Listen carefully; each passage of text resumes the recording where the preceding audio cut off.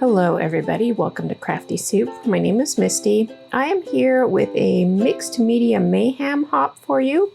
Here is our group logo. I will leave you links to the group below. But basically once a month they open up their hop to anybody who's part of this group. And we start working with a beautiful layout to scrap lift and add our mixed media to. So with this layout from Missy Whedon, let's go ahead and get started. Now, as Missy does, she usually starts off with gesso, and that's what I'm going to do, just on a plain piece of white paper. And this happens to be clear gesso, but because I'm using white paper, it doesn't really matter. I'm going to spread an even coat over this, and you'll notice later that actually I missed some spots, and that can happen, but it ends up not being a big deal. The other thing that went wrong here is that my craft sheet had some leftover color on it from a previous mixed media project, and I thought it was clean. So I tried to keep the error of getting a little bit of blue on this project in a certain area of my paper so that I can incorporate that into my mixed media, and it'll all be good. With that done, I let it dry, and then I did decide on my story, and I went ahead and cut some cut files as there. She had like a dream catcher behind all of her layers in hers. I'm going to use this kind of fern leaf cut file that I actually designed, and it's available for free on my blog. If you don't know about my designs, you can go check out all my freebies over there, and I will leave a link for that. All right, I am going to use this photo, which was from a vacation that we took to the beach. And I came in from the beach one day, and I just found this lovely pile of Polaroids sitting on top of a little frond that was woven out of beach grass. And I just thought how much it looked like a vacation brochure. And so I snapped a photo of that project that the kids, they were teens at the time, had created. And I knew I wanted to tell a story about that. And it's been sitting there since 2019, and I haven't told this story yet. So I thought today was the day to layer this up with some beautiful mixed media and tell this story. I have pulled out my counterfeit kit here. Previously I showed you a bit of a doily. That was another design that I created, and I cut it on my Cricut machine out of a nice thick vellum. And that is going to be one of my layers to kind of emphasize more circular elements and to add a little bit of texture and stuff to the background. All right, so I have my counterfeit kit here, and if you don't know about that, I'll leave you links to that below. I'm going to use scrap pieces from my kit because I don't want to cut into a brand new sheet of paper for this. And since I'm just layering up bits and pieces behind this photo, it totally makes sense to use scrap paper anyway. I am going to go ahead and distress the edges of my papers. Some of the edges I will tear. And as I'm picking and choosing these layers, I am thinking about colors that will contrast next to each other, that won't detract too much from the photo, and that I can pull from my watercolor palette to add to the background. So those are all the things I'm thinking as I pull these out. Now, that dark blue, I definitely want to add because it is a nice dark color to contrast in between these layers of lighter colors. And my favorite color in my watercolor palette is a dark blue. And so I know I want to use that color to create a zone on my layout for my title. And that color is going to be nice and dark so that my tiny alpha letters that I plan on using that are kind of lighter in color tones, it will help those stand out more. So I know that I'm going to get that dark blue going on. So I added those bits and pieces to my layering. And I am using some temporary adhesive through this process so that I can move things around if I feel the need to. And in my typical fashion, things got a lot larger than I expected. I was trying to keep all of this stuff nice and small and compact the way Missy does. And I never get there. I never get there. But that's okay. I am me and I do me. So on my color palette, I had some peachy color kind of already going. I've added to that, and I'm going to start with this peachy tone. Now, why do we put gesso on our paper? There's a couple of reasons we do this. One is that it fills in the pores of the paper so that we don't use as much paint because that paint would just suck straight into the pores. And in the process of that paint sucking straight into the pores, it will no longer move. It's just going to suck into the fibers of the paper and sit there.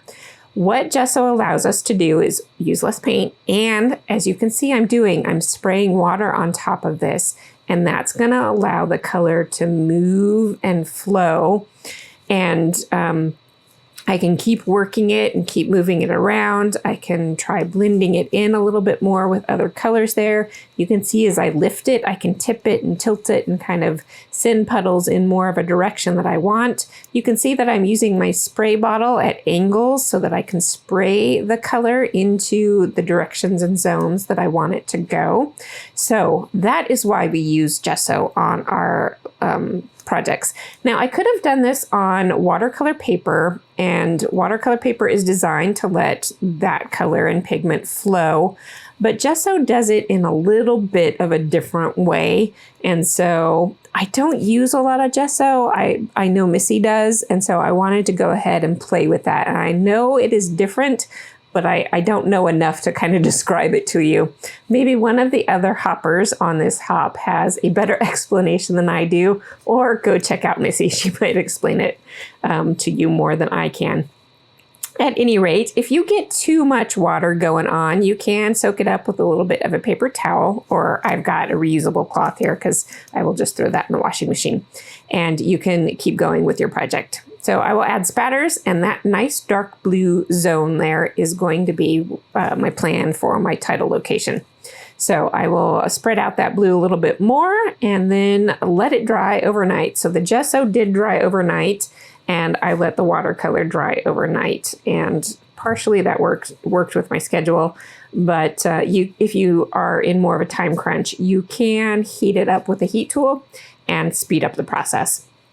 Now, this cut file was white and green on one side and green with green stripes on the other side, and I wasn't sure what side I wanted to use, and I should have known better that too much pattern does not work well with detailed cut files. So I flipped it over to the green on green stripes, but those stripes were very obvious. So I'm going to blend them in by just smooshing some more watercolor around on these cut file pieces.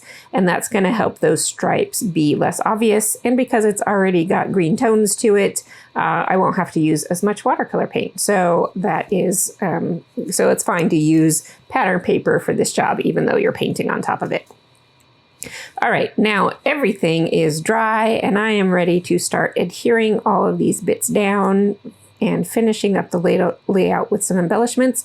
I did have some of those flowers, which I will get back to, but I want to make sure I have room for my title first, and I won't make you watch me spell all that out, but I will get my title on there, and I'm going to be sure to glue all of these elements with liquid glue, because once you've got, I mean, a lot of those stickers and things don't stick anyway, but once you've got gesso down on the paper, it really doesn't want to stick. So everything will need liquid glue.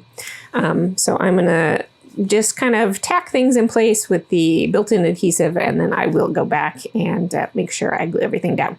All right, I do want to get my journaling block in there. I should have taken off my little masking piece there, but luckily it worked out okay and I didn't get any smudges.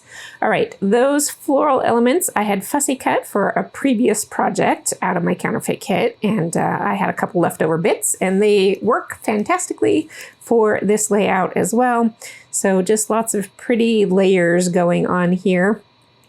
And I had to take a peek off screen of what else was happening on that layout so I can think about what else I wanted to scrap lift from her. And I think I got most of what I wanted. I know she had some butterflies on there, and I will end up getting one butterfly on this layout. But for the rest of this, I am just going to sprinkle around smaller embellishments onto this layout. And there is my butterfly. It's a pretty shiny butterfly from a Vicky Bouton collection. And then I realized my Vicky Bouton collection of stickers had some camera icons and elements on there, so I wanted to tuck those on there to go with the theme of this layout. And I'm going to get a little bit of shine and shimmer from some of these iridescent-y pieces, and then a few little word bits on here that help support the story, and some hearts. And that will finish off the embellishments for this layout. I will get my journaling on there, and then I'll come back with some close-ups. All right, and here is the finished project. I hope you can see a little bit of the shimmer and shine from the iridescent elements that I've added. And here are a few more close-up photos so you can see a little bit of the details of the watercolor and all the layers that I have going on. Okay, I want to say thank you so much for being here and for watching, especially all the way to the end. I hope you go and check out all the other hoppers and the projects that they have created based on this same inspiration and see what tips and tricks they have for you. Until next time, I hope you have an artful day.